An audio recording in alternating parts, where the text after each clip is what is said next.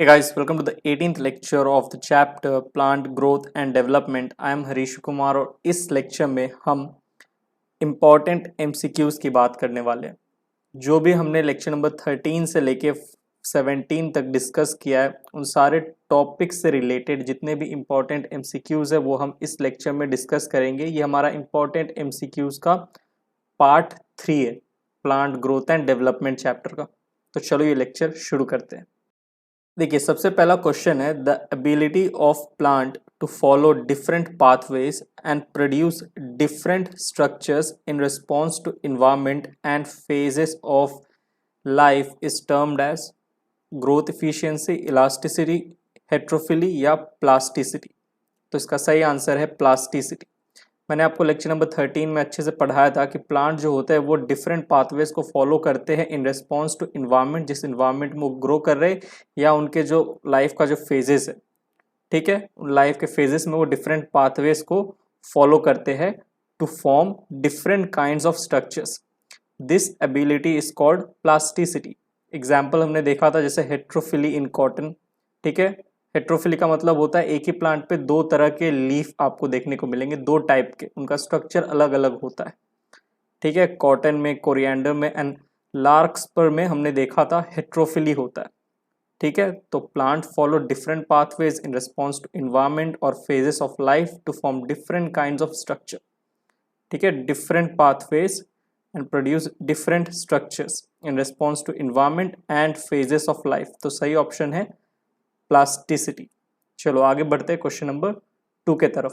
Second question है environmental heterophylly is seen in. Environment की वजह से जो एक ही प्लांट है उसमें दो तरह के लीफ आपको देखने को मिल रहा है। ऐसा कौन से प्लांट में होता है? कॉटन में, लार्कस्पर में, रैननक्यूलस में जिसे बटर कप भी कहते हैं, या कोरिएंडर में। तो सही आंसर है रैननक्यूलस। देखिए लेक्चर नंबर 13 में हमने देखा था on the other hand difference in shapes of leaves, यहाँ से पढ़ो, ठीक है। Difference in shapes of leaves produced in air and those produced in water in buttercup also represent the heterophyllous development due to environment. तो environment के वजह से आपको हेट्रोफिलस डेवलपमेंट देखने को मिल रहा है रैननक्यूलस में। तो हम कह रहे हैं इन्वायरमेंटल प्लास्टिसिटी है। होता क्या है, अगर एक रैननक्यूलस का प्लांट अगर टेरेस्ट्रियल हैबिटाट में ग्रो करेगा, ये एनसीईआरटी पेज 246 का इमेज है, तो अगर वो लैंड पे ग्रो कर रहा है रैननक्यूलस, तो इसके लीफ का स्ट्रक्चर देखो कुछ इस तरीके का होगा।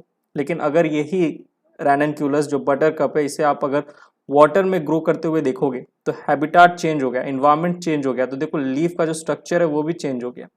वाटर हैबिटाट में कुछ इस तरीके का लीफ का स्ट्रक्चर होता है और लैंड पे कुछ इस तरीके का, ठीक है। तो क्या हो रहा है, differences in shapes of leaves produced in air, okay, and those produced in water जो होता है वो डिफरेंट होता है, किसमें? रैननक्यूलस में। इसीलिए हम कहते हैं हेट्रोफिलस डेवलपमेंट, दो तरह के लीफ है। किस लिए हो रहा है? इन्वायरमेंट की वजह से। इन्वायरमेंट अलग अलग हो गया तो पत्ते अलग अलग दिखने लगे। तो environmental heterophylly is seen in ranunculus या बटर कप, जिसे हम कहते हैं कॉमन भाषा में। Moving on to the question number 3. So the third question is intrinsic heterophily is seen in all except coriander, cotton, larkspur या बटरकप। यानी कि आपको इंट्रिंसिक हेट्रोफिली इन सब में से कौन सा ऐसा प्लांट है जिसमें देखने को नहीं मिलेगा, एक्सेप्ट पूछा। तो कोरिएंडर में, कॉटन में, लार्कस्पर में आपको इंट्रिंसिक हेट्रोफिली देखने को मिलता है, बट रैननक्यूलस जो कि बटरकप जिसे हम कहते हैं, इनमें आपको इंट्रिंसिक हेट्रोफिली नहीं देखने को मिलेगा। इसमें अभी हमने क्वेश्चन नंबर 2 में देखा कि बटरकप में इन्वायरमेंटल हेट्रोफिली या फिर इन्वायरमेंटल प्लास्टिसिटी देखने को मिलता है।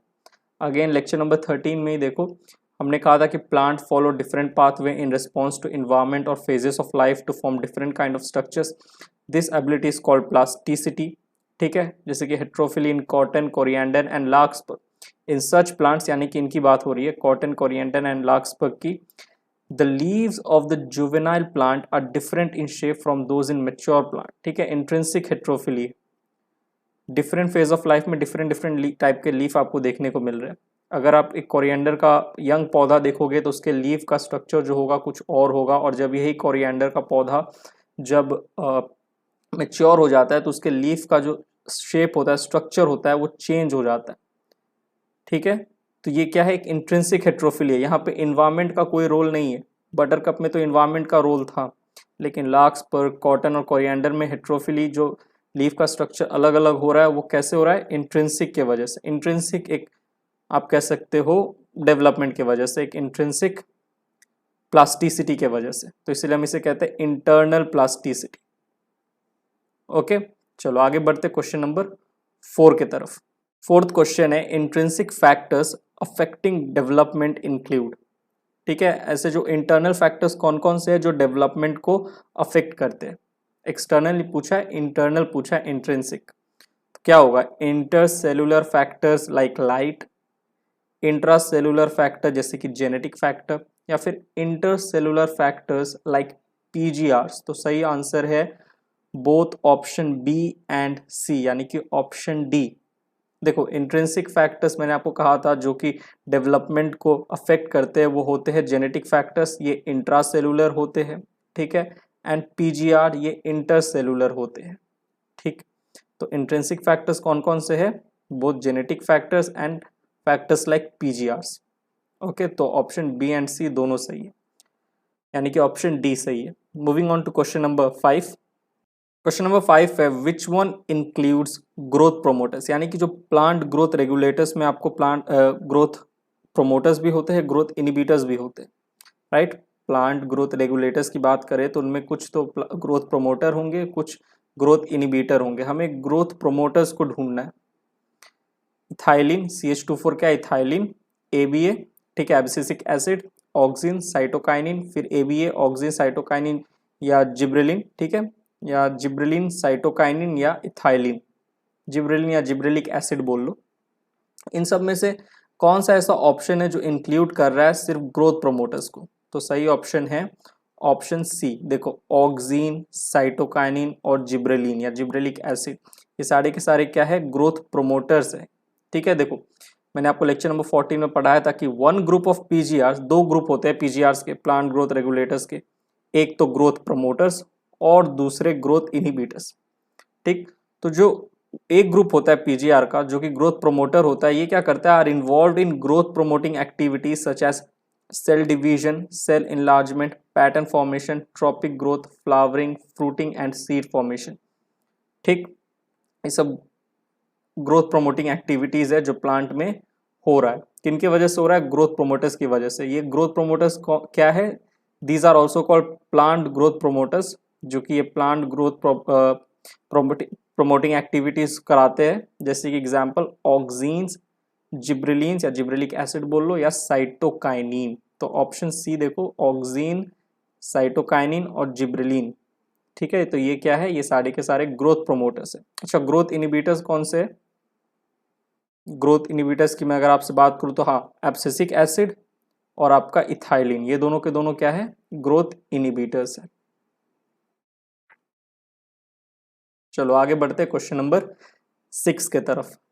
प्लांट ग्रोथ रेगुलेटर्स इंक्लूड, सबसे आसान question, only growth promoters, only growth inhibitors, both growth promoters and growth inhibitors, या only solid hormones not gaseous hormones. अभी अभी आपको बता के आया हो, तो सही आंसर है both growth promoters and growth inhibitors. ठीक है, याद रखिएगा प्लांट ग्रोथ रेगुलेटर्स में दोनों ग्रोथ प्रोमोटर्स भी आते हैं और ग्रोथ इनहिबिटर्स भी आते हैं, जब बात हम रेगुलेटर्स की कर रहे हैं, पीजीआरस की। चलिए moving on to question number 7। Question number 7 है which of the following growth regulators can fit either of the groups. ठीक है, कौन सा ऐसा ग्रोथ रेगुलेटर है जो कि ग्रोथ प्रोमोटर और ग्रोथ इनहिबिटर दोनों की तरह ही फंक्शन करता है? एब्सिसिक एसिड, इथाइलिन, IAA जो कि एक तरह का ऑक्सीन है आपको पता है, या फिर जिब्रेलिक एसिड, जिब्रेलिन एसिड, ये सॉरी जिब्रेलिक एसिड या जिब्रेलिन। ठीक है, IAA क्या था? Indole acetic acid. ठीक है, एक तरह का क्या था? ऑक्सीन था, ऑक्सीन। अब इनमें से आपको ढूंढना है कौन से ग्रोथ रेगुलेटर्स ऐसे हैं जो दोनों प्रोमोटर और इनहिबिटर की तरह काम करते हैं। तो सही आंसर है C2H4। मैंने आपको लेक्चर नंबर 14 में पढ़ाया था कि द गैसियस पीजीआर, इथाइलिन एक गैसियस पीजीआर है, ये could fit either of the groups, यानी कि ये इसे आप प्रोमोटर भी कह सकते हो, इनहिबिटर, दोनों ही कैटेगरी में डाल सकते हो, but it is largely an inhibitors of growth activity. But ज़्यादातर क्या करता है, प्लांट में ग्रोथ को इनहिबिट करता है। देखो इथाइलिन को हम दोनों ही ग्रुप्स में डाल सकते हैं, प्रोमोटर और इनहिबिटर दोनों के ग्रुप्स में, ठीक है। क्वेश्चन कैसे आ रहा है देखते रहना, ठीक है, क्वेश्चन को पढ़ना और समझना। अगर पूछ रहा है कि दोनों ही ग्रुप में फिट कर सकते हैं, प्रोमोटर और इनहिबिटर दोनों में ही, तो आप कह सकते हो इथाइलिन। लेकिन इथाइलिन अगर आपसे कोई ऐसे क्वेश्चन में स्पेसिफिकली पूछे कि ये ग्रोथ प्रोमोटर है या ग्रोथ इनहिबिटर है, ठीक है, और अगर ऑप्शन में बोथ दिया हुआ है तो ठीक है, बोथ के साथ ही जाना। लेकिन अगर ऑप्शन में बोथ नहीं है, सिर्फ ग्रोथ इनहिबिटर लिखा हुआ है, समझ रहे हो ना, तो आपको ग्रोथ इनहिबिटर को ही टिक करके आना है, क्योंकि इथाइलिन जो है ये लार्जली क्या करता है, ग्रोथ एक्टिविटीज को इनहिबिट करता है प्लांट में, तो इसे हम इनहिबिटर के कैटेगरी में ही डालते हैं। लेकिन ये दोनों की तरह काम करता है। तो ऑप्शन देखना, अगर ऑप्शन में लिखा हुआ है कि बोथ ग्रोथ प्रोमोटर और ग्रोथ इनहिबिटर की तरह काम करता है इथाइलिन, तो आप उसे टिक करके आना। लेकिन अगर बोथ नहीं लिखा है ऑप्शन में, सिर्फ लिखा है ग्रोथ इनहिबिटर, ठीक है, तो आप ग्रोथ इनहिबिटर को ही टिक करके आओगे। ठीक, चलो आगे बढ़ते क्वेश्चन नंबर 8 के तरफ।